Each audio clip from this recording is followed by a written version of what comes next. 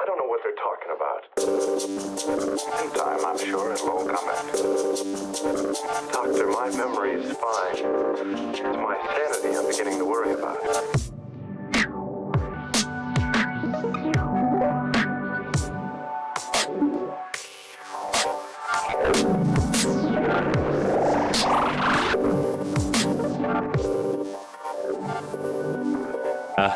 It's funny, like Ali will kind of retell our wedding day, and it's completely different than mine because to me everything was smooth, it was hilarious, it was fun, we had great music, I was in a fun mood, and like she was just like, I hated the venue, so and so messed up my hair, blah blah blah. She goes on, she's like, we should have got eloped, to like we shouldn't have had the wedding at all, and I was like, really? I feel the complete opposite, but whatever. I wasn't behind the scenes. Paige is kind of similar in that she was super anxious the whole time, and I was just like having a fun time at the party and then peripherally trying to like keep her from being anxious. It's basically like my whole wedding. So basically every guy's experience at a wedding.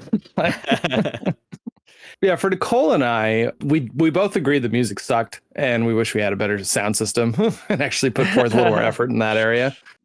Other than that, no, we had a pretty good time. We got really wiped out really fast though. We got married, then we had another ceremony, and then we did the reception. And the reception was supposed to go till I think 5. And at 4:00, we both looked at each other and were like, we are so done with this. And we just left basically. Apparently like someone showed up like at like 4:30 and they were like, where are they? Like, what the hell? Why'd they leave early? Just like, yeah, screw you. Yeah, you guys kind of dipped out and we were all just kind of dancing. We were like, okay. Yeah. Do we stay? Do we go? We were just so tired. We were just like, if they want to party more, that's fine, but we're going home. This is my wedding. I'm going to leave. And then we left. And I don't know. I guess people cleaned up because the stuff's not in the venue still. After 15 years or whatever it was. Yeah, Scott, you and Paige had like the greatest epic like departure from a wedding ever. That was amazing. Do you remember? Right, yeah, I'm sure you remember. I don't remember it at all. You don't? Okay, so there was basically like 200 people created like a tunnel with their hands, and then you guys ran through the tunnel of people out of the building into your car, and you just rode off into the sunset. It was pretty awesome. Cool. That is pretty rad. You don't remember that? I remember being in the car and somebody had painted our car with the Just Married stuff. And Paige was like, I told people not to do this. And she was super mad about that. And then Andy like really quickly took like a bucket of water to throw on the windshield so we could just like clean off the windshield really quick. And I turned on the wiper blades and like all of the paint just like sloshed onto his white shirt. I remember that. And then we left and I was like, I hope that doesn't come back to bite us. And Paige felt all bad.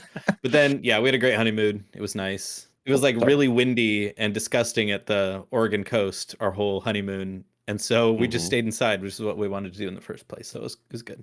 Yeah, checks out. My memory of your wedding was you came up to me and you're like, hey, we need to do our first dance. I want you to pick out the song. And I'm like, I can't remember how old I was. I was probably like 15 or something. And I'm just like, whoa, that's a lot of pressure.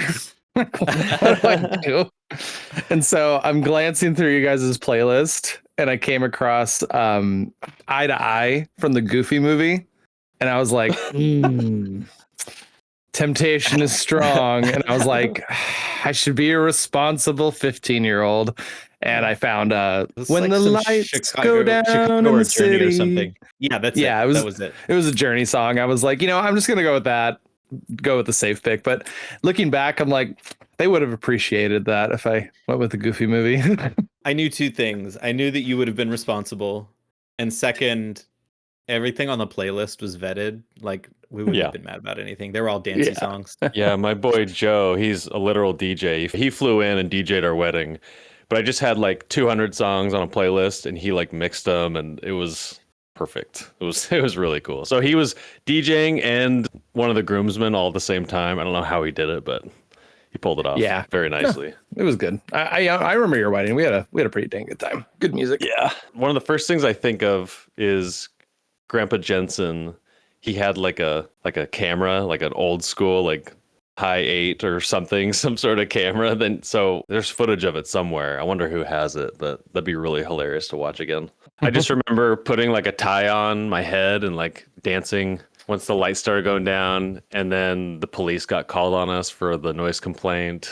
Then we Jeez, come took the on. party, yeah, then we took the party to my house afterwards. That was really fun. You gotta be a pretty sad person to be like, hey, that wedding over there is too loud. Like, I don't I imagine know. it was I going know. past 10 o'clock. I'm like, I slightly understand. But anytime before that, it's like, dude, come on. Yeah, come on. Yeah. American weddings are so boring and quiet. Like compared to every other country's cultural weddings, like who's gonna call on an American wedding? Totally. I mean, I'm happy to let, a Hispanic wedding or Indian wedding or whatever go on just fine. Like they're freaking getting married. Let them have a good day. All right, new category is movies with wedding scenes in them. I have like three off the top of my head. I'm thinking of That'd be The a good Deer one. Hunter, The Godfather. Game of Thrones. Yeah. Lots of weddings. Yeah, Not good lots of ones. weddings.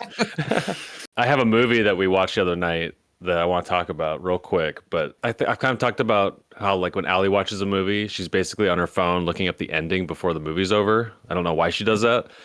But we found a movie that she didn't do that with, and she can't stop talking about it. But we watched One Battle After Another the other night. Oh yeah. Dude. Like I've heard so much good things about it. I was like like high expectations and it exceeded them. Dude, that movie is incredible. That's awesome. And oh I'm my glad. God. It's so good. Like I can't it's the slimiest movie that I've seen in quite some time, and like I can't stop thinking about it. Every part of it, but mostly the ending, which is kind of what most people have been talking about. Probably due to like the poster and the the marketing for it and stuff. But dude, I'm telling you, you guys need to watch it. It's on HBO right now. No, yeah, it's been in my peripheral ever since it launched. I'm like, you know what, I should get to that. And I honestly, I haven't heard like a ton of hype about it. I've heard from, just now from you and one of the two people, but I'm still excited to see it. Like, it seems like a really interesting film. My wife is like, "Have you seen it? Have you seen One About?" She's like asking all of her coworkers, and she like bringing it up. And the other day, we were like leaving for work, and we just looked at each other and we were like, "Viva la revolution!" So when you watch the movie, you'll know what we're talking about. But yeah, it's a great. I haven't seen. There's a few other runner-ups for Best Picture so far. I mean, I'll be surprised if that one doesn't win. But I have not seen a few other key movies that are in the discussion. So more on that later. Yeah, you guys need to see it. What was it? There was another movie you watched, the one with Joaquin Phoenix and Oh, Eddington. Yeah, sorry. I thought you Eddington, said yeah. Remington. Yeah, incredible. Not as impactful for myself as One Battle After Another, but Eddington, it's just they're completely different movies. I mean, Eddington is a COVID Western. So you have never seen a movie like that. So I don't know, it's like it's a lot to like process, but COVID being so recent and then seeing it in a movie is really weird, but it brings a lot of stuff to light as to like a lot of our behaviors and the way that we were like consuming news at the time, and that's incredible. That's an amazing movie also. But yeah, One Battle After Another kind of wins of those two, in my opinion. Yeah. Maybe we should just jump in. Do you guys have anything you want to talk about? Because I think we have a lot to talk about with this movie. let's jump into this thing. Yeah, I got a lot of things to say, and then we have to do the drawings Cool. afterwards. So yeah, let's hop in. All right, I'm gonna do things a little differently, just because I'm looking at like usually I like to play the trailer when it transitions. So we're not gonna roll the tape this time, but all the trailers for this movie suck, and it's like a huge copyright issue because it's got Mr. Blue Sky by Electric Light Orchestra. So I just can't play that. So I'm just gonna read a summary. Okay. Okay. After a painful breakup, Joel Barish discovers that his ex-girlfriend Clementine has undergone a high-tech procedure to erase him from her memory entirely. Heartbroken, Joel decides to undergo the same treatment, but as his memories begin to dissolve, he realizes he still loves her. What follows is a surreal journey through the subconscious as Joel desperately tries to hide Clementine in the corners of his mind to preserve the very experiences he sought to destroy. Visually crafted by cinematographer Ellen Kuras and grounded by Jon Brion's haunting score, the film is a gorgeous hybrid of genres that explores the necessity of pain and the cycles of human connection. It was a box office success and an Academy Award winner for Best Original Screenplay.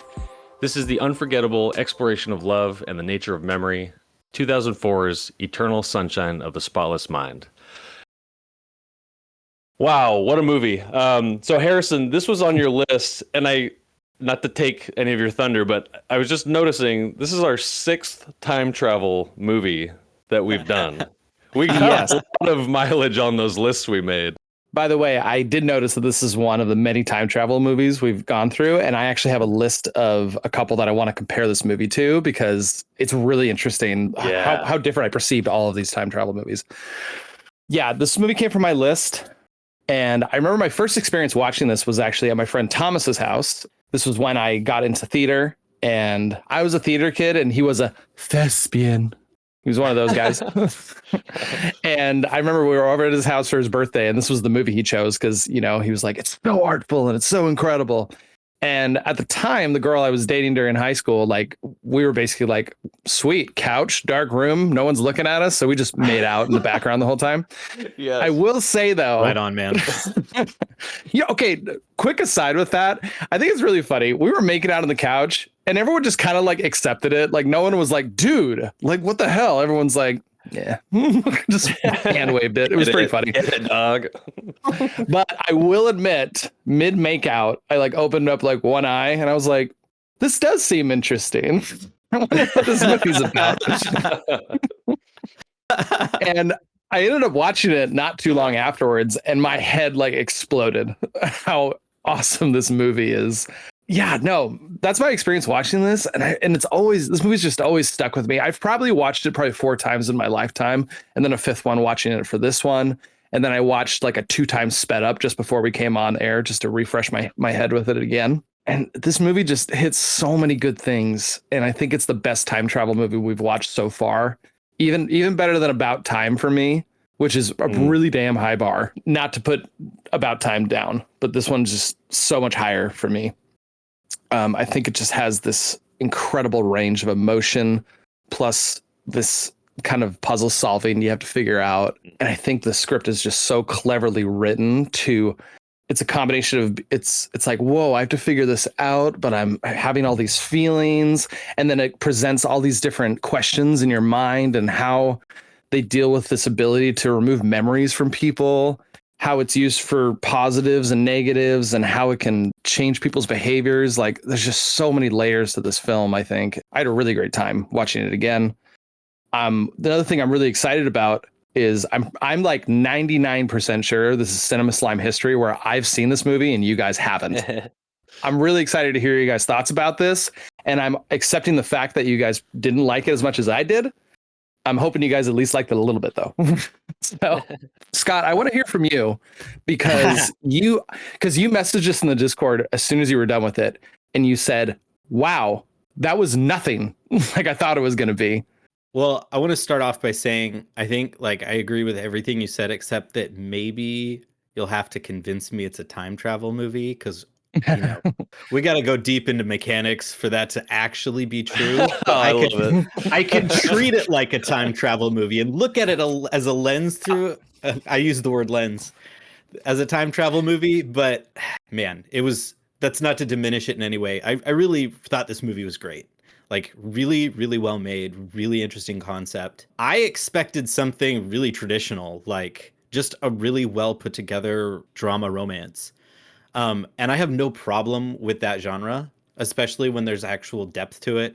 Your Crazy Stupid Love or something like that, Man, there was enough. The opening act, they meet on the train and they're like these 2 very different personalities, and she's the manic pixie fairy kind of trope, and he's like super boring, not Jim Carrey. And I was like, who is this guy? I was hooked pretty solid. And then, like Elijah Wood shows up and you're like, oh, she's got like this double lover thing going on. Crap. This manic pixie fairy's that messed up. And then Jim Carrey's like suddenly crying in his car. And I had no idea what was happening throughout the whole rest of the film until about Act 3, when I was like, oh, that's when they went from like present day to the past as like these memories, and then all the and the whole film being this unreliable narrator where you don't actually know what's true. I was like, how does he have multiple memories of meeting this girl?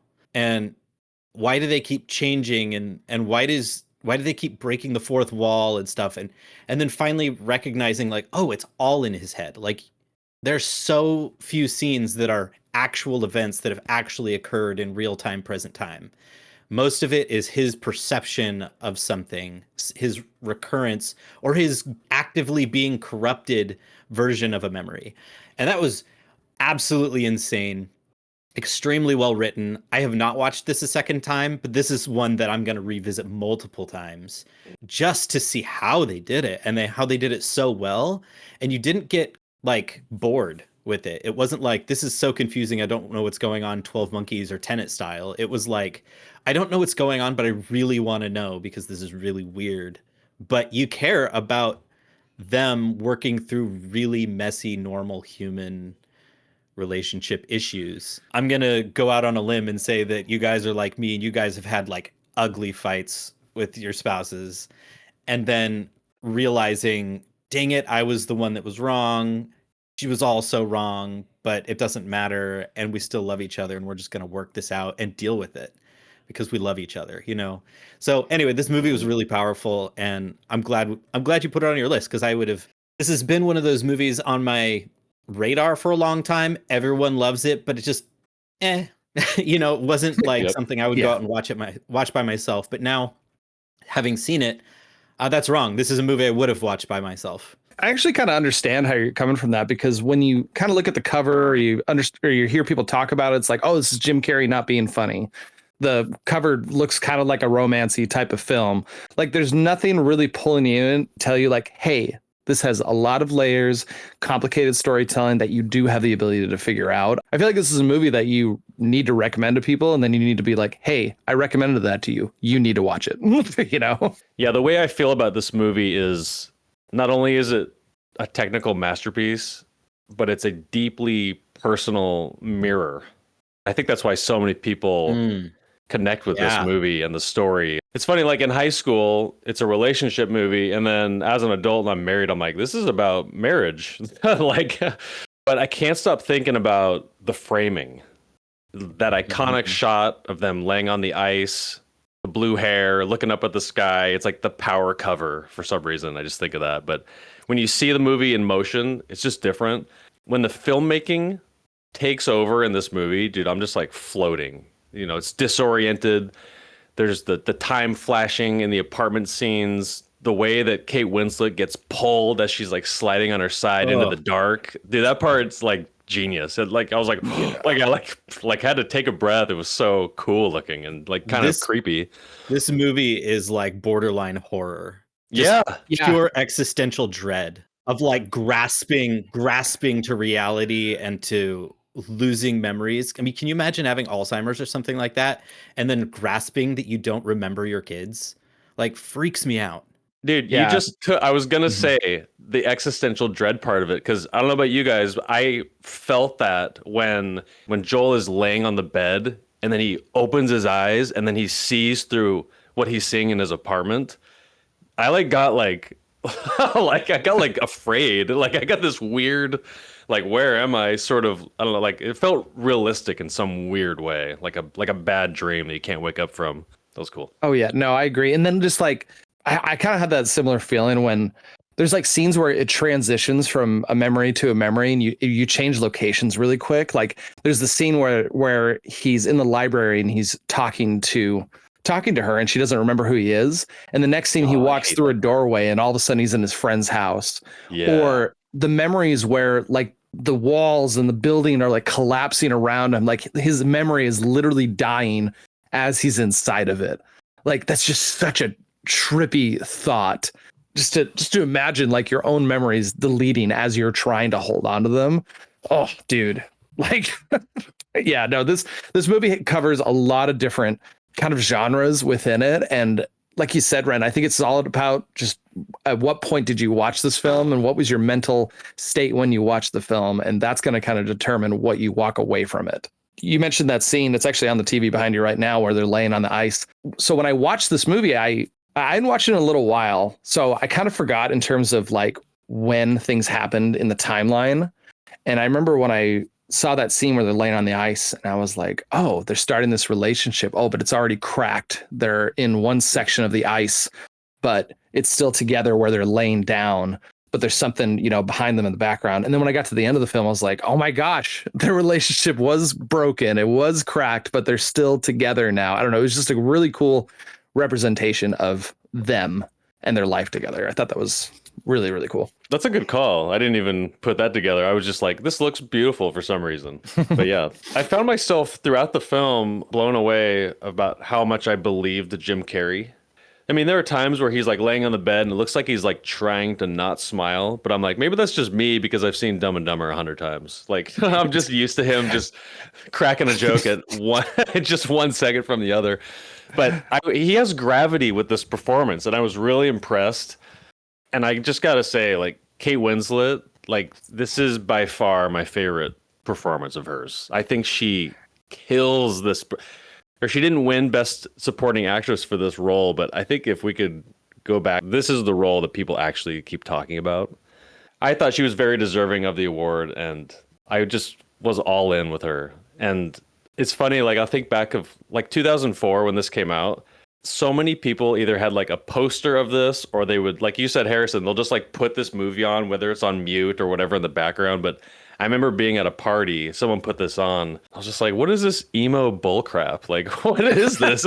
And then like, Yeah, I that's felt why I like for didn't like, watch it. yeah, exactly. It was like the stigma behind it. And then like you start seeing, like this was a time when like having blue or red hair was like rare.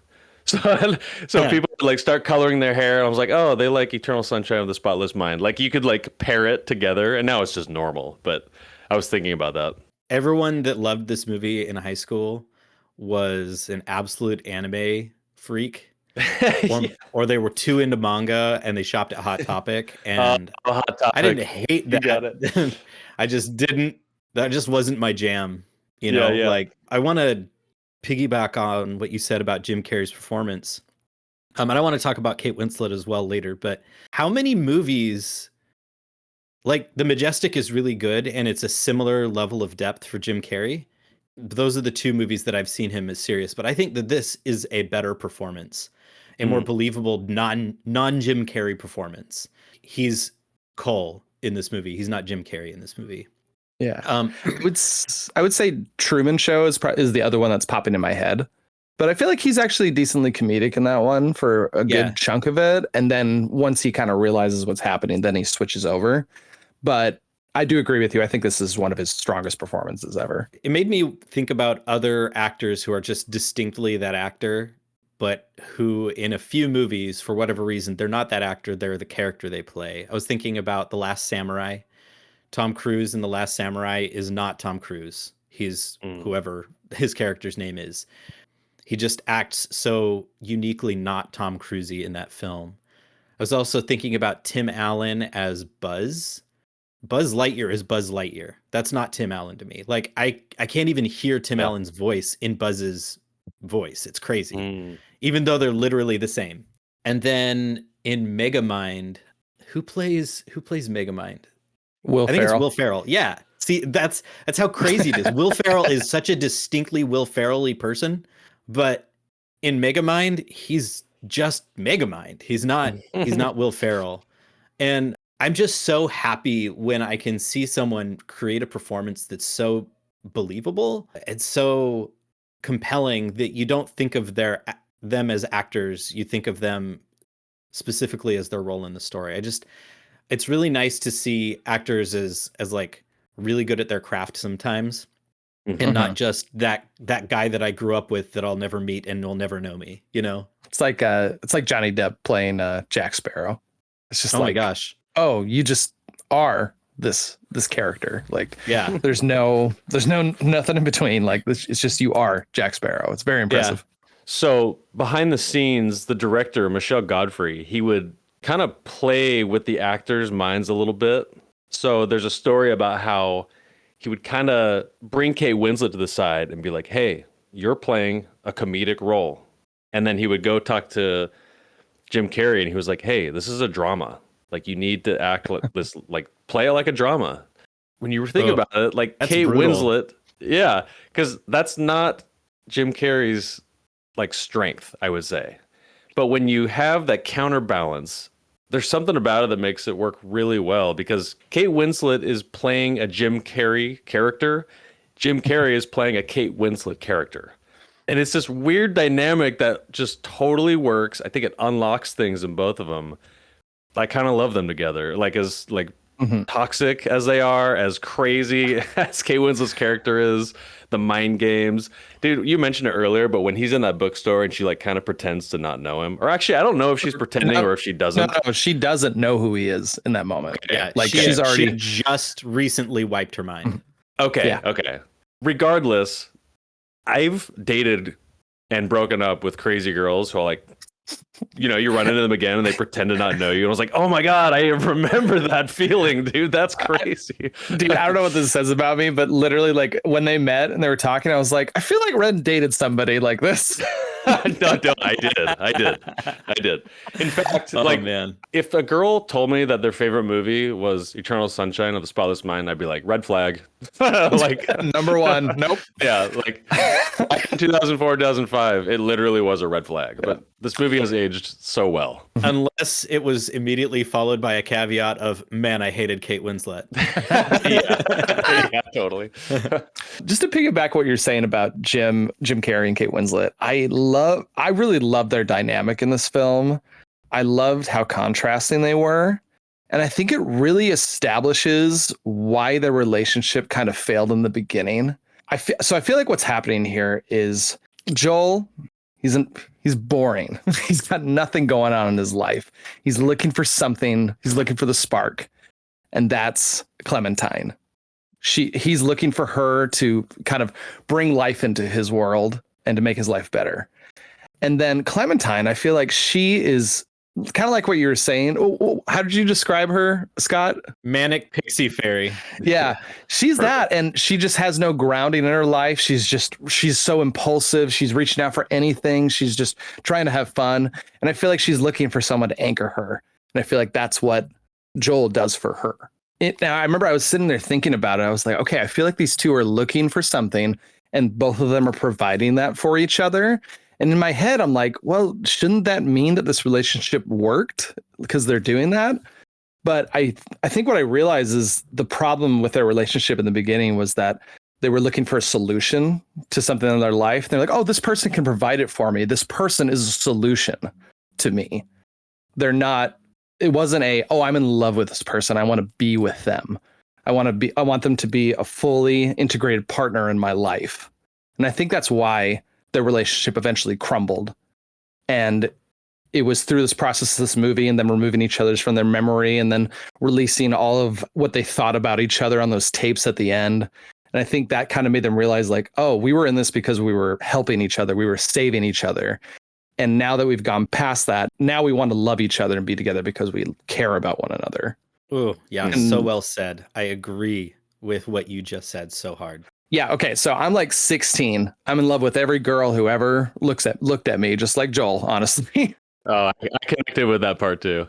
Dude, yeah, I know. He said that and I was like, shut up, Joel. Okay. Stop voicing my life. And I remember like when me and Nicole got together, you kind of do that whole conversation where you're like, oh, let's talk about all the people we've dated in the past. And I remember I went through all of them and I was like, wow, I was trying to be the white knight for like 5 girls in a row of like, oh, I'm the solution. I can save you. Your life will be better because you're dating me. Yeah. And that was the biggest problem. Every girl I dated in high school and, you know, a little past that in my 20s. That is such an unhealthy way to start a relationship. It's I've been there. terrible. Carrey. It's so bad. And just that moment when I realized like, oh, these people are looking for a solution for each other. They're not looking for a partner. That just really hit me hard because that's basically what I did from, 16 to 22 or whatever, how old I was. You're touching on something I got to bring up, but I think a lot of people obviously interpret this movie a little bit differently than everyone else, and maybe this is just the married guy type of thing, but I was reflecting on, I realized something about myself, like the first 5 to 6 years of me and my wife's marriage. And it makes me want to barf because I'm totally guilty of this. But there's just a point of marriage where you need to accept your partner, all their flaws, everything perfect about them, all of it at the same time. And just realizing that if you wiped the slate clean, you would just run right back to that same person, as beautiful and messy as they are. Like I want to like throw up just thinking about like how I was always like trying to like fix little things about my wife, and I don't do that anymore, and our marriage is better than ever. Back to what you were saying, Scott. Just like that, that's such an unhealthy thing to do, and I hate that I wasted a lot of time doing that. Sorry, Allie. No, I get it. 'Cause, I mean, the scene where they get the tapes and they put them in and they listen to them, and it's them just saying so much shit about each other, just every little negative thing they can think about. And I remember just listening to that, and I was like, it's kind of incredible. Like, I look past to girls I've dated in the past, and one really messy breakup, and I literally sat there and I did the same thing in my head. I was like, I'm glad we broke up. She did X, she did Y, she was this, she was that. It's incredible how you can think of those things after you break up with somebody. And then, no, just like you said, like when you get married and you finally accept things, it's like none of this negative crap matters. None of the little things that bug me. It's like none of that matters because I'm with someone who actually cares about me, who will have my back, who makes me a better person. I don't know. That was a really powerful scene to me, just because because you can come up with all those things, but when you're with someone you actually care about it, it doesn't matter anymore. If you enjoy watching our show on Spotify or YouTube and you want to be more involved, we encourage you to please come check out our Patreon community. Not only does our Patreon community get every episode you see on YouTube early, fully uncut, uncensored, and ad-free, but we're also doing Patreon exclusive episodes, as well as Q&As, video clips, and access to our entire film catalog. It's a lot of fun and a nice way to say thanks for the cost of a cup of coffee every month. Now, back to the show. I think it's crazy that when you get off your spouse's back and your spouse gets off your back, it's not like she doesn't know. And it's not like you don't know your flaws. It's just now there's no barrier other than your own pride and their own pride to fixing it. And my experience is that when I just chill the freak out and am just more loving, more accepting of this, like I chose this. I chose to be married to this person. And she chose me. Holy crap, she chose me. Like, and I'm really messed up, right? You go through all those thoughts and you just like absolutely humble yourself and you think about it and you just let them go. Genuinely, like Zen style, let them go. 2 years later, you look back and you're like, oh, we don't have that problem anymore. Yeah. It's gone. It fixed itself. It's going to work out. Yeah. That's awesome. I wanted to bring up one thing, but we were sort of talking about the cast earlier, but everyone in this movie is like, it's like an all-star cast, and I only knew about Kate Winslet and Jim Carrey. Like, I was really happy to see Elijah Wood, Kirsten Dunst, Mark Ruffalo. Yeah, Mark Ruffalo, like young Mark Ruffalo. But Kirsten Dunst is like my favorite part of this movie. I think she is so funny. No, this is interesting because I was watching this movie and kind of the secondary story with Kirsten Dunst and all them. I was like, I'm worried that Renner Scott is going to be like, what's with this stupid secondary story? Like, this is dumb. I don't care about this. No. And I thought, that B story is so solid. I was watching it and I was like, I don't really remember this B story and I don't remember if it's good. And when it got to the end, I was like, all right. Like that stuck the landing and was really good. So I want to say one thing about that B story is with all of the things that are interesting about it on a very structural level for the story, what it does is it creates a very consistent way to showcase how unhealthy it is to try and purge yourself of memories. It's like a secondary story of like, this is the danger of messing with something that you shouldn't mess with. Like, these memories are here for a reason, and they're there to help you get over your pride and help humble you and help you realize that everyone has flaws and stuff like that. And the way that it is just it's such a different story and it seems so unimportant. And then it really is the catalyst for the entire finale, that climax where they're listening to the tapes and they're just ragging on each other. They're throwing so much shit and shade at each other. And it's like, oh man, I've been in that argument before. But the fact that it was all because of like, hey, maybe we shouldn't be letting people erase their memories, and I'm gonna like dismantle this guy's business so that we can do that. But it's just so functionally useful for the story, and it's so interesting as a B story. One of my favorite parts with that B story is Mark Ruffalo's character is talking with Elijah Wood, and they're kind of whispering at the table. He's like, "Yeah, I stole that girl's panties." And I'm like, what the hell is going on? And then they're whispering, and then Kirsten Dunst is in the kitchen just pouring like the stiffest drink you've ever seen. And then she turns the corner and she like mocks them for whispering, and she's like, when she did that, I cracked up laughing. I was like, I feel like that had to have been an improv, because everyone was playing the movie like a comedy except Jim Carrey. So I think they had this like free range to just be goofy and stuff. Anyways, I love that part. Yeah, that was pretty dang funny. Yeah. Oh, yeah. Speaking of Elijah Wood's character, Patrick, that guy is really effed up. Like, he's a weirdo. It's just like, hold on. You erased this guy's memories, didn't dispose of all the personal belongings he had, and now you're using that to try and get with this girl whose memory is also erased, and you're trying to become Joel. That is so messed up. Like, so crazy. So effed up. So part of me was wondering, I was like, so why did he take this role? And I looked at his filmography and I was like, oh, he's coming off of Lord of the Rings. He doesn't need the money. He's just working right now, man. He's doing his thing. That's so good. Oh my gosh. Was Mark Ruffalo in anything before this? Like, I mean, he was the Hulk, and then he was in all sorts of stuff after he started playing as the Hulk. But I feel like he was like a nobody at this point in time. But he did a good job. Yeah, he did. Oh yeah, no, honestly, I did write a note down that I was like, oh my gosh, Bruce Banner banged Peter Parker's girlfriend. That's so crazy. Hold on, let me look that up, because I want to see, because I love him in Zodiac, and I feel like that was right around here. Let me see. Have you guys seen Zodiac? I haven't. I want to though. Dude, it's so good. Yeah, no, I think I've heard the title, but like I don't see a cover or anything in my head. Mark Ruffalo's character dressed the same way that a lot of people who love this movie did. I thought that was funny. So Zodiac did come out after this. Okay. But looks like he was in quite a few movies before this. I don't know how big. I'm not recognizing a ton of them. Eternal Sunshine is probably the first big, banger of a movie. Yeah, a lot of his other ones are just kind of ho-hum, it looks like. I mean, I've hardly heard of any of them.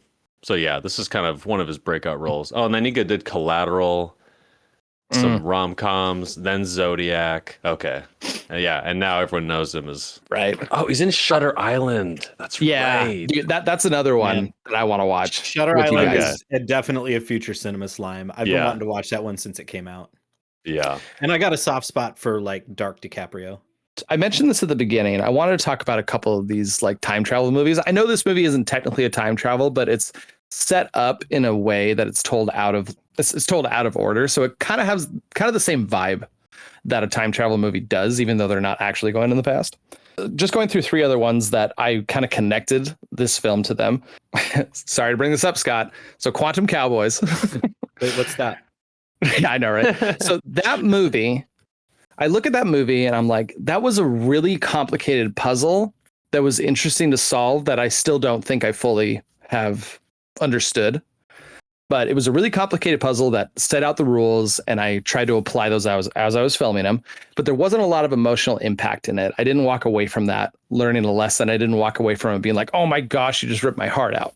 Then kind of to go up the ladder, we get the 12 Monkeys, which felt kind of in a similar way of like, this is a really fun puzzle to solve. I want to figure out where he's going and why he's going. But kind of like Quantum Cowboys at the end of it, I was like, I didn't really learn anything. It didn't emotionally impact me. Then I moved to About Time. And About Time is probably one of the most emotional, impactful time travel movies in the world, because that last half of the film is just such a gut punch, and it really comes out of I wouldn't say it comes out of nowhere, but it shifts so dramatically that you're just like, whoa, what am I watching now? But there wasn't really like that puzzle element in that film that I do enjoy. I feel like this movie, Eternal Sunshine, has this perfect balance of I'm watching it, I'm emotionally impacted throughout the whole thing.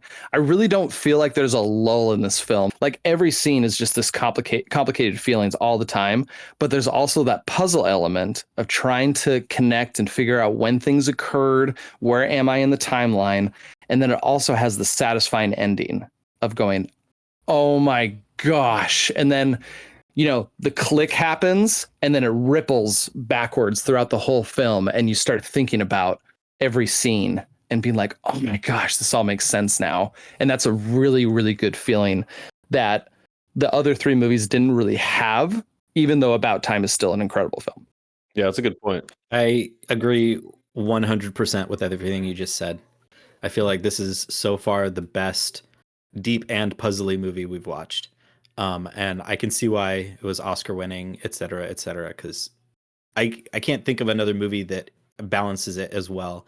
And it, I think, is a really solid model of like a standard to reach for now as far as balancing that. So when Paige and I work on coming up with a story, there's often story catalysts that are like very similar to this movie. It's kind of like it's a fantasy world, so we've got magic systems and stuff in it. And a lot of what we think of is something like, what if somebody like wrote a band on them so that they could find their soulmate or something like that? Like, what would be the implications of that? And then we just kind of noodle on it until if something comes to mind that's like, actually, that's a cool concept, because you're basically tweaking one thing in reality with the magic system, and then what are the ripple effects of that? And that's what makes this movie so interesting. Is they ask a very similar question. They go, what if, when people are like, man, I wish I could just erase my memory of that horrible relationship, like, what are the consequences of that? And would you actually want to do that? Because we've said on this show so many times, every time travel show we've done has been, I wouldn't change anything about my past, even though I did dumb stuff or whatever, because it made me who I was. I mean, even all the way back to like Detroit Rock City, like one of our first episodes, Ren, you were like, no, it was really formative for me. Like, do I do those things now? No, but that made me who I was. And it was so formative for me to like come of age in parallel with that movie, right? I think it's really eye-opening for me from a screenplay perspective, like why it won the Oscars, is sometimes people have a hard time sorting through and thinking about the consequences of their thoughts and their actions and stuff. And when something like this comes along and can frame their whole relationship or experience or the way they think about something and like kind of mirror it back to you, that's what makes it really impactful. And this is such a universal theme, to just either have a bad relationship that you broke up, or a bad relationship, or just arguments in a current relationship. And for this movie to frame it not as like it's not okay that they acted the way that they did towards each other. It was never said that it was okay that either of them did their bad things. It was not a happy, lovey ending, but it was kind of like the most honest, happy, lovey ending, because in the end, they were just, I accept you for who you are, and I'm okay. I'm okay with that. And like, it was never like, I'm sorry. Okay, that's great. Like, don't worry about it. It wasn't that. It was, I'm sorry. I'm sorry. Okay. Thanks for saying you're sorry. Yeah. Okay. So since I've seen this movie before, I was watching this film and I was trying to sort through my feelings, how I felt at the end of the movie, and actually just a little bit before it. I sat there and I wondered, I was like, is this a story about abusive relationships and how you keep coming back to things that hurt you? Even though, so it's like they were in a relationship, they broke up, they erased each other's memories, but then they still ended up together. So I was like, okay, is this a story about abusive relationships, or is this a story about destiny, or accepting people's flaws and realizing that we can be together if we truly love each other, even with those flaws? And the way the movie ended, that's how I concluded. I was like, no, this is a story about people accepting who they are and that we can be together even through these flaws. I was reading through a couple trivia things about this, and there was originally an alternate ending to this. And I think if they went with this way, it would have came off as more a story about abuse, which would have been really depressing. But the alternate ending was that it would be a flash forward, and it would be Clementine going back to this clinic and she'd be getting a procedure done. And I believe what it was going to do is going to show on the computer, or somehow is going to show she's been there like 15, 20 times to erase Joel over and over and over and over again. Oh, that's dark. Yeah, it's dark as hell. And I read that and I was like, I feel like if they went with that ending, they'd have to really restructure the rest of the film and change a couple things in there so that that ending didn't come off as so depressing and dark. So I'm really glad they went with this sort of hopeful ending where it's like, oh, okay, they're going off in their new life and their perspective has changed. I just want to make sure I have this right, but the part of the film where Joel and Clementine, they kind of realize that they don't want to erase each other, so they have to go back into his childhood memories to kind of dig them back up. Is that the concept? So the nuance there is that it's only in Joel's head.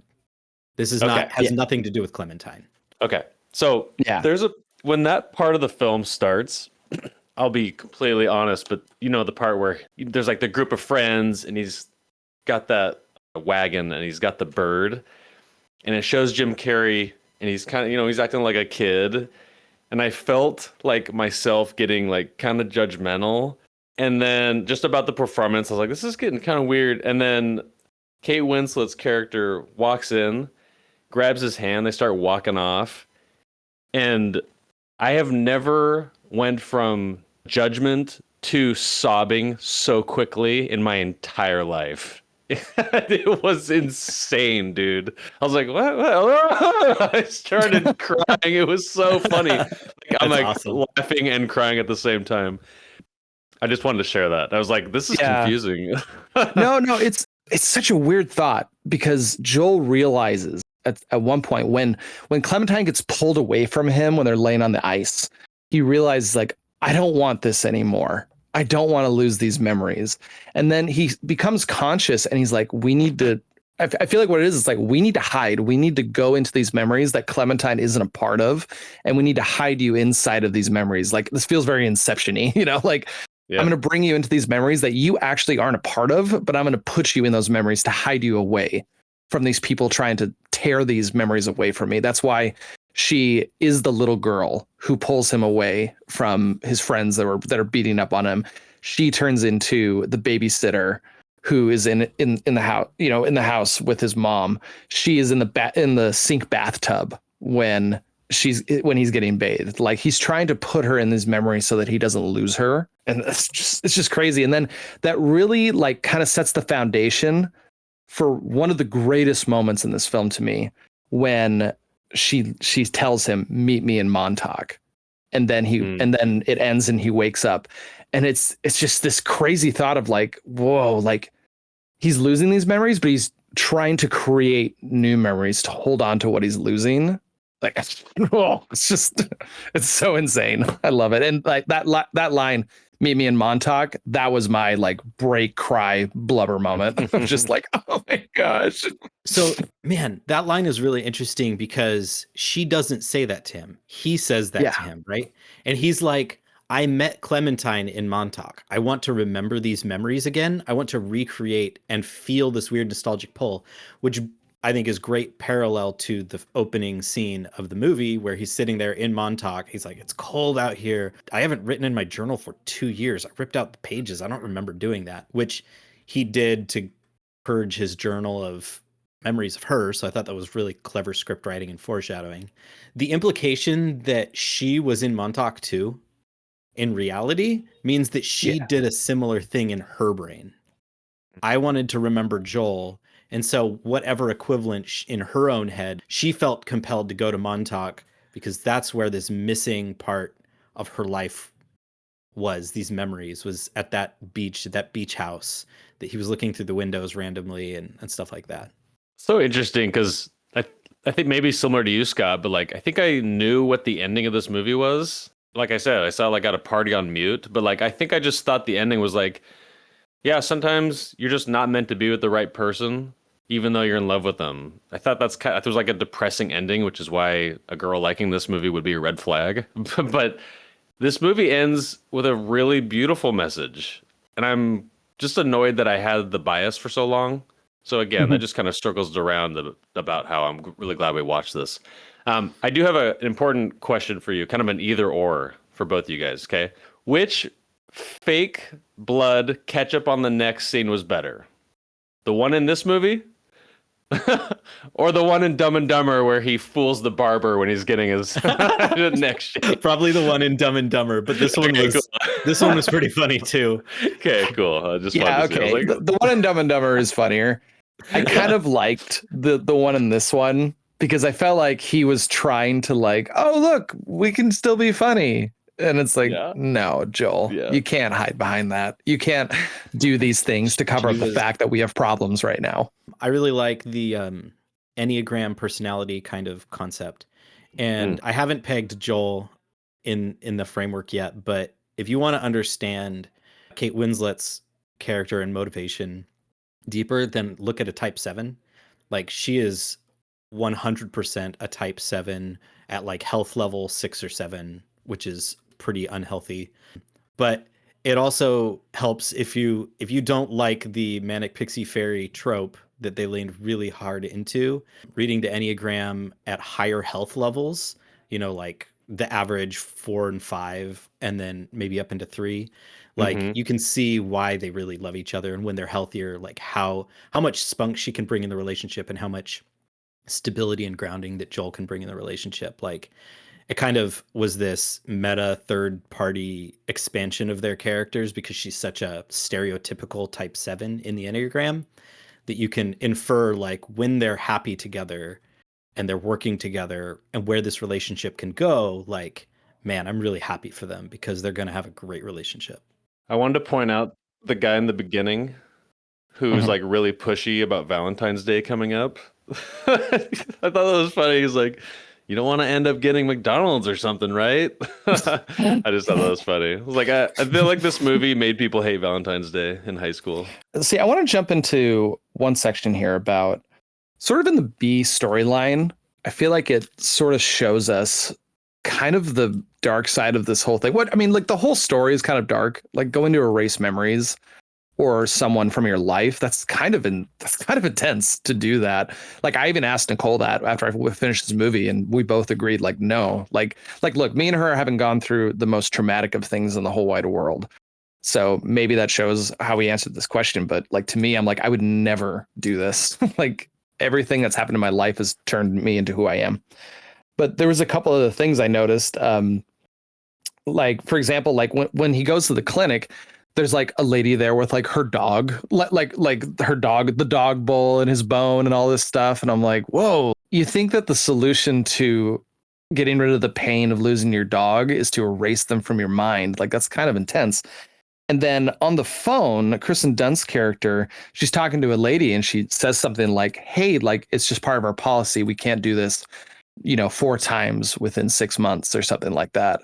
And that just made me go, oh, that would happen in real life. Someone would just be constantly using this service all the time because it's quote unquote an easy way to get through grief, or it's an easy way to get past something that is holding you back or something like that. And it just really made me like, wow, like that's kind of insane. And I think I don't know, one rule that me and Nicole have and that I try to imply my whole life is I try not to make decisions when I'm highly emotional, in either anger or sadness or whatever. And I feel like if you, as long as you apply that in your head, you're not going to go to a clinic just to erase memories. Yeah, I feel like the B story really did kind of show the darker side of this service that they provide. Like, the ending, revealing that Kristen Dunst's character, she was dating the doctor and that they both agreed to have her mind erased, but she still worked for him. Like, that's so effed up. Like, Yeah. It's just so sticky and complicated that it's just like, is that really the best solution to all this? That was a pretty solid slimy scene for me. Was don't be a monster. Yep. Tell the girl. And then she drove off. I Oh, was like, yeah. Oh, Yeah, the wife. Yeah, that one. Yeah. Oof. One big thing I wanted to talk about with you guys. So One of the things I kind of talked positive about in terms of Quantum Cowboys was I liked that the director kind of gave us the key to figuring out this movie. It's like, hey, apply these rules as you watch the film and it'll make sense and all that stuff. It didn't work 100%, but one thing that I remember about this film is you can keep track of the timeline based on Clementine's hair color throughout the film. Yeah, and it has this really kind of thematic thing to it. So you only see it one time, but when her hair is green, that is actually the timeline of when they very first met, and it sort of represents springtime. It's the birth of something new. Then, a lot of times in his memories, when they're trying to run away from his memories being dissolved, her hair is red, and it goes back to all these memories of them. They're watching the drive-in movie without the sound, and they're adding in their own line. When they're doing that like strangle play where they're like suffocating each other. Yeah. It's kind of the height of their relationship. It's summer. It's, them being really in love. When she colors her hair orange, it moves into the fall. It's the breakdown of their relationship. It's the death of it. And then at the start of the film and at the end of the relationship is her hair is blue and representing winter, the kind of the acceptance of this whole thing, or another way to view it is like the hibernation of their relationship, because then it sparks back up at the end of the movie. And I remember watching this film and I had that concept in my head, and it really did help me just kind of click and connect. And I think one of the big, most impactful moments in this film, when you apply her hair color, giving you a sense of the timeline, is when she's pulled away from him on the ice. Her hair is red. That's the representation of, the height of their relationship and when they were really in love with each other. And for that memory, for her to get pulled away, and that's when Joel realizes, like, wait a minute, I had something incredible, something that made me happy. I don't want to lose this anymore. And he cries out to the sky, I don't want this anymore. And he's trying to tell these people who are erasing his memories to stop. And that just that whole concept really hit me. And I think that's why I love the puzzle part of this movie as well, because it does kind of give you the guide, but it also has the snap at the end that makes everything make sense. That's so good. That's such good cinematography. Yeah, or just storytelling. Like it's a really simple and cool way to make sure the audience understands what's going on. Really cool. Yeah, there was a few movies that film recommendations if you like this movie. I just wanted to mention, but you mentioned About Time. We covered that on episode 18. Kind of funny, just like on the surface, seems like a standard rom-com, but then it uses time travel or memories, one of the two, to explore the beauty of just ordinary moments and the pain of, having to say goodbye, all that stuff. Everyone should listen to the discussion that we had on that movie. Also, this made me think of What Dreams May Come. Really different concept, but in that movie, comedic actor Robin Williams playing a serious role, but he has to like travel through like metaphysical space, going into hell to save his wife. That movie's pretty mind-blowing. Not highly rated. I wouldn't say everyone loves it, but really cool concept. And then this really made me think of Vanilla Sky. Both involve lucid dreaming, and then they mention how, erasing memories and doing all that is basically brain trauma, distorting your reality. Just some similar themes that I thought of with those other movies. Yeah, that's great. I think it's funny how impactful and important About Time was in our recording. We were like, oh my gosh, this movie's super, super deep, and it really impacted all three of us.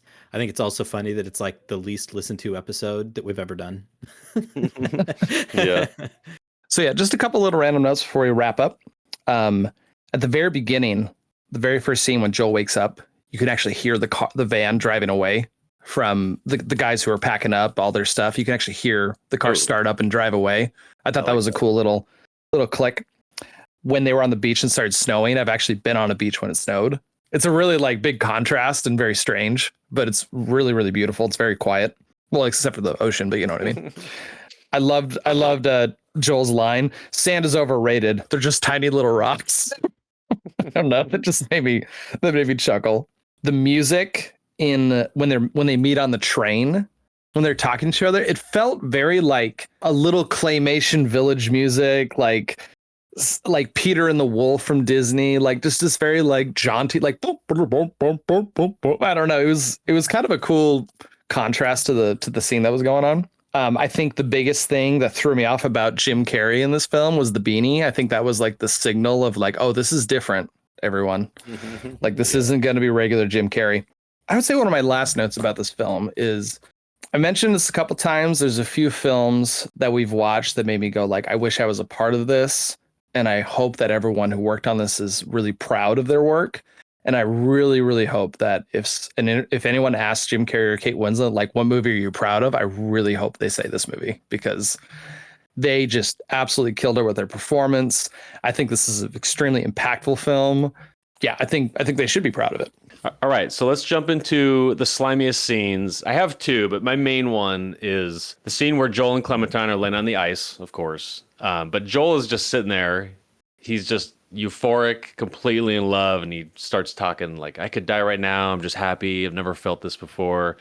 I'm exactly where I want to be. And then immediately after that, you see Kate Winslet being pulled away, sliding on her side into the darkness. Totally forgot about that scene. And like we mentioned it earlier, but my jaw dropped. I was like, oh, I forgot how creepy that felt. And then just honorable mention for a second scene for me, but when he's cranking it in the bed and his mom walks in on him, the scene of the humiliation scene. And I found it so funny that he has the Kiss Love Gun t-shirt while he's doing it. I was like, oh, so he's like 16. Okay, I get exactly when this all happened in his life. It's perfect. That was funny. So for ratings, this is a 5-star film for sure. Like, I'm not drawn to watch it, but like the technicality, the storytelling, just how it all worked. It kind of gets scary at some moments, like when his memories are being erased and they're kind of like running away from the memories disappearing and just how it wraps up. And then the message, 5 stars. I love this movie. It does kind of like, it's an emotional commitment before you push play, but that can't detract from the rating. So love it. Some of the slimiest scenes to me were the horror ones. They really scared me. Yes, the one where she slid away. I think that was masterfully done into the dark. I also really like the shoulder camera flashlight when they're running through the clinic and all you see is like their Blair Witch faces as they're running and it's like, who is that? Who is that? And the doctor's like, oh, his name is Patrick. Stuff like that. I was like, oh, this is so like the most uncomfortable dreams I've ever had. Yeah. And it was just borderline really scary, but just enough to be very uncomfortable. I think writing that edge, I think, was masterful, especially since the target audience was like teenage girls. Rating, I was going to give it a 4. I'm going to bump it to a 4.5. They're just, I think, more impactful films than this, which is the only reason I'm not bumping it to a 5, but it's so up there. It's so up there. Now, I think I have to say Mimi and Montauk is probably the most slimy moment for me in this film. Just how impactful it was and how it, that's the snap moment that ripples backwards throughout the whole film that makes everything click. The other scene that I thought of was there's a scene where they're underneath a blanket and it's in the height of their relationship. Her hair is red. They're just talking and then Joel says something along the lines of like, let me keep this one memory. He's like begging them to not take it away from him. I don't know, it's just the thought of like forgetting such an important moment in your life and just grasping at it. Like that's pretty heavy. I haven't been around a lot of people with Alzheimer's or people who have lost memories and things like that, but I imagine it's kind of a similar feeling. It's just really emotional. I'm sure you can guess my rating. It's a 5 out of 5 for me. I think this is probably easily in my top 10 favorite movies of all time. I think it's just so well made, so emotionally impactful. Performances are incredible.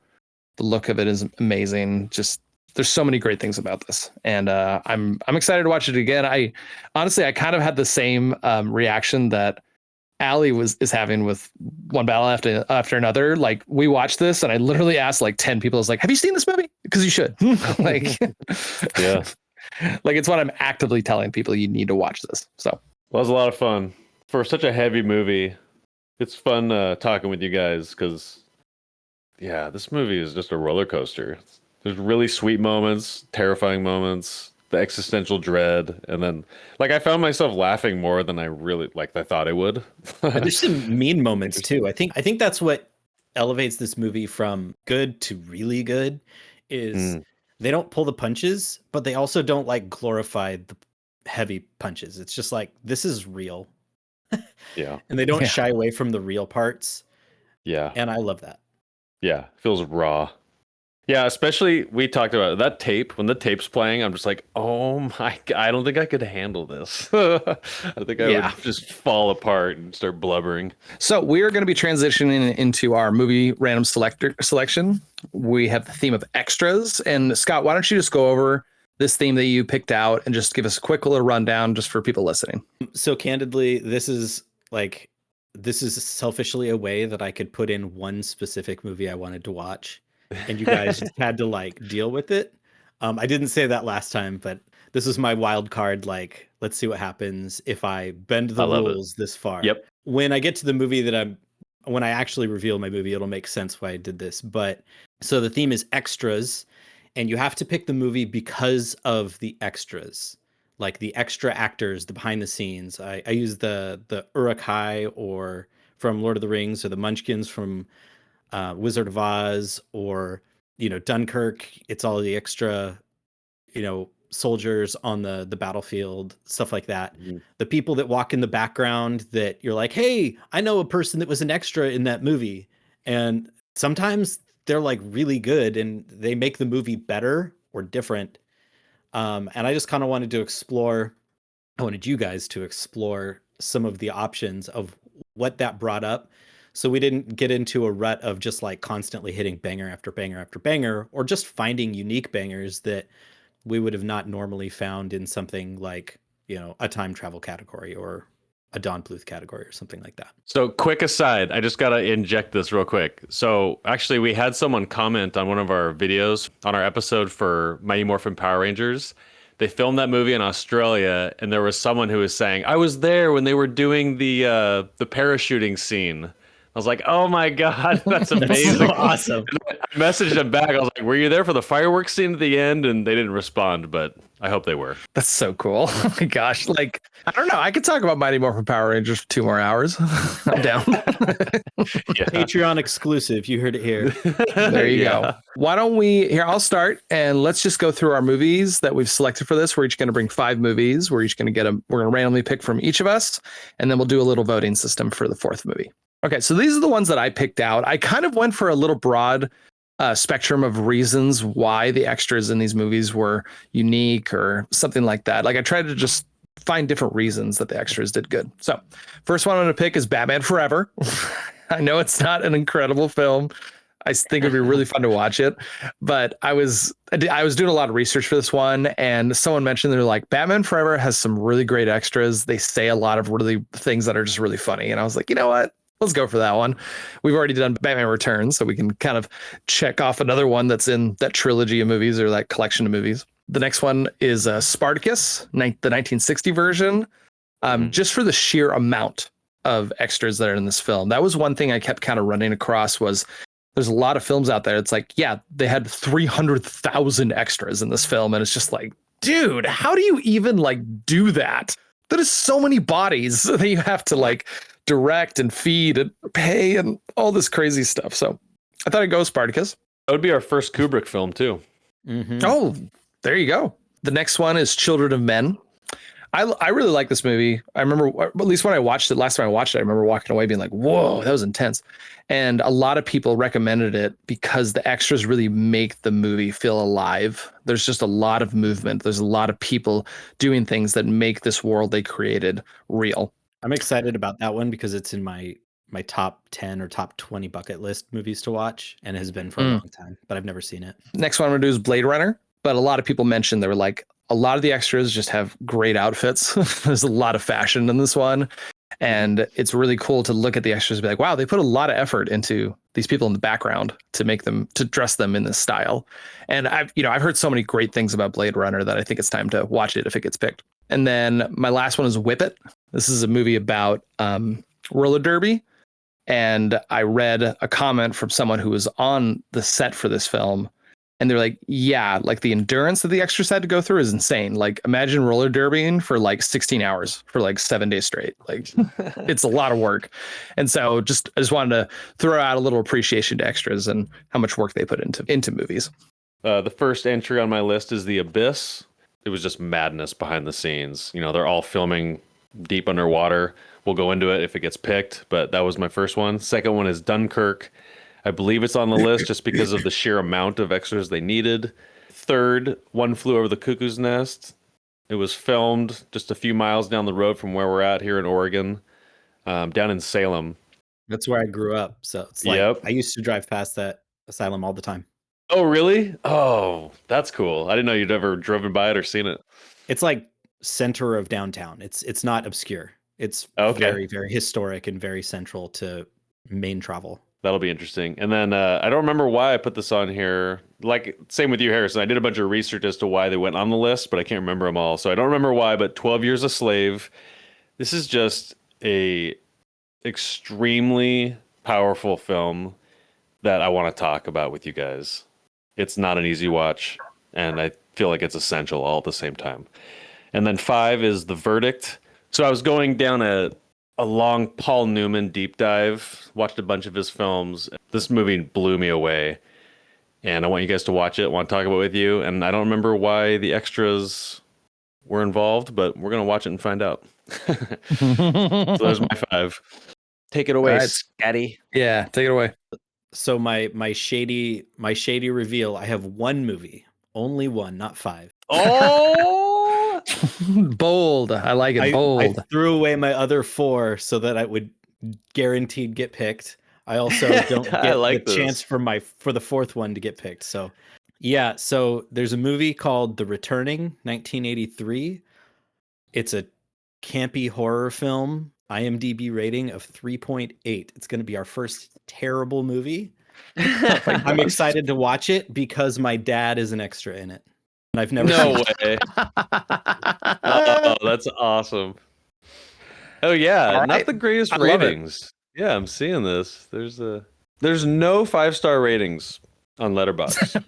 I love that. A few scenes, it's not good, but I'm excited to try and fill up an hour and a half talking about it. We'll see what happens. Dude, I'm here for the challenge. That sounds awesome. Me too. Yeah. It's gonna be great. I'm hyped about it. All right, so we're just rolling for 2 then. Yeah. This is gonna be great. Rolling And for then we 3 vote. actually. Mhm. Oh, that was true. Rolling for 3, yeah. Okay. So Batman Forever, Spartacus, Children of Men, Blade Runner, Whip It.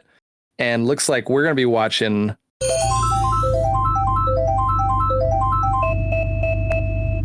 Spartacus is gonna be our Dude, yes.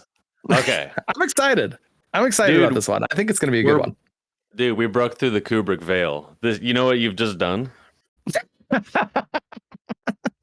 I don't know if I'm happy or mad at you. I can't tell. It's gonna be sweet. Let's look at Ren's. We got The Abyss, Dunkirk, One Flew Over the Cuckoo's Nest, 12 Years a Slave, and The Verdict. And looks like we're gonna be watching Dunkirk is gonna be our film from you, Ren. Oh, we just broke through the Christopher Nolan veil too. Oh, dude. Oh, man. Okay, so we got. At least it's your favorite. That's nice. Oh my god. It just goes downhill from here, Ren. Just downhill from here. No, it's a good. No, I would just want to say I think The Odyssey is going to be incredible. It better be. I'm excited about Yeah, it. it better be. Yeah. With your pick, we're breaking through the Joel Bender veil, so this is going to be crazy too. All right, so third Goodness. pick is The Returning. Yep. All right. So Perfect. my 2 that I'm going to vote for 4th movie is One Flew Over the Cuckoo's Nest and One for Children of Men. I'm also gonna go with Children of Men for my pick. And then the one from Ren's list, I'm gonna go with The Abyss. I'm going to go The Verdict, Blade Runner. No less changes. No one wants 12 Years a Slave. You guys don't want to watch a feel-good movie? Okay.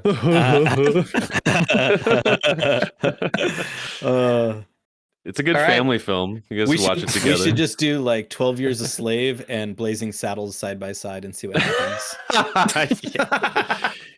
A great new back-to-back film there. category, racism. Let's do that. Oh, jeez, that's gonna be Friendly, so easy much month. Yeah, yeah. Okay, here we go. Looks like we're gonna land on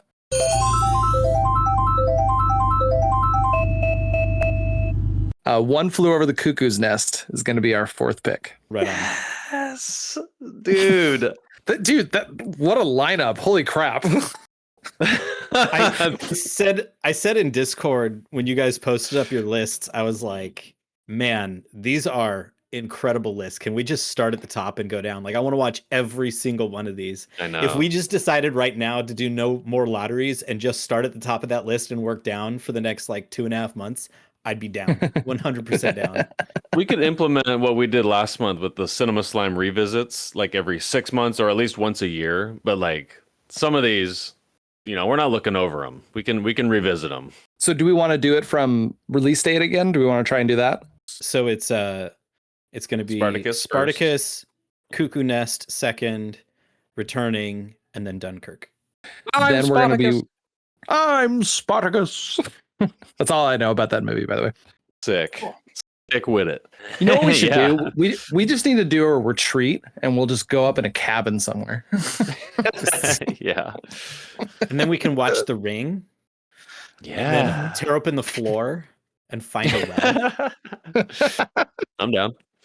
Oh my gosh! Yeah, you will be down the well when the TV knocks you in. I will be down the well. Nightmares. I listened to that episode yesterday at work. That episode was really good. It's a good one. I feel like that was a really fun one. It was. Also, I listened to Fox and the Hound. Really good. I thought that was like hilarious. Another historic moment. I had a dream last night that I was recording this podcast with you guys. Nice. Aw, that's It's lovely. officially like entered the annals of my mind.